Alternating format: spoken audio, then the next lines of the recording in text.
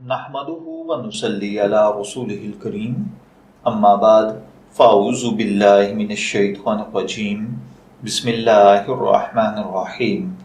अस्सलामु अलैकुम dear viewers, आपके फेवरेट रूहानी चैनल रूहानी मसीहा से मैं हूं प्रोफेसर शब्बीर अहमद। हमारा आज का टॉपिक है रिज़्क की फरावानी और औलाद की ताबेदारी का वजीफ़ा। अल्लाह ताला हर भाई बहन पर अपना करम और फजल फरमाए।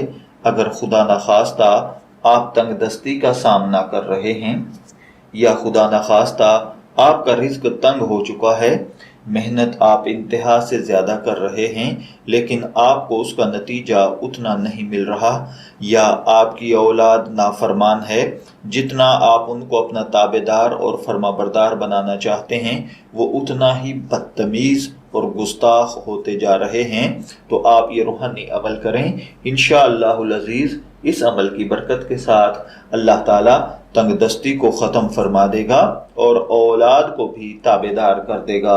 सबसे पहले नंबर पर तो याद रखिए कि औलाद की बदतमीज़ी और रिज़्क की तंगी हमारे आमाल बद का नतीजा होती है।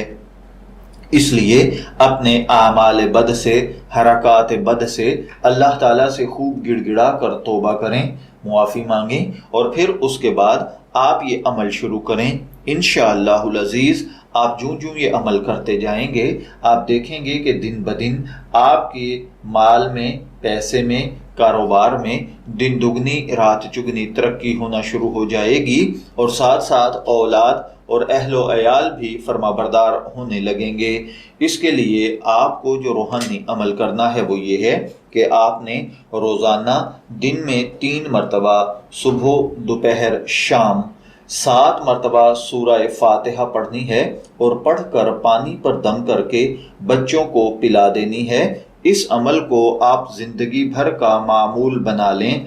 इंशाअल्लाहुल अज़ीज़ आप जैसे जैसे ये अमल करेंगे आप देखेंगे रिज़्क के बंद दरवाजे आपके लिए खुल जाएंगे, रिज़्क की फरावानी हो जाएगी और रिज़्क आपको ढूंढता फिरेगा और साथ ही साथ आपकी औलाद इंतहाई फरमाबरदार होगी, इंतहाई मोहब्बत करने वाली होगी, गुस्ताखी और बदतमीज़ी को छोड़ देगी। मैं दुआ गो हूँ कि अल्लाह ताला हर भाई बहन को फरमाबरदार औलाद से नवाजे और रिज़्क की फरावानी नसीब फरमाए।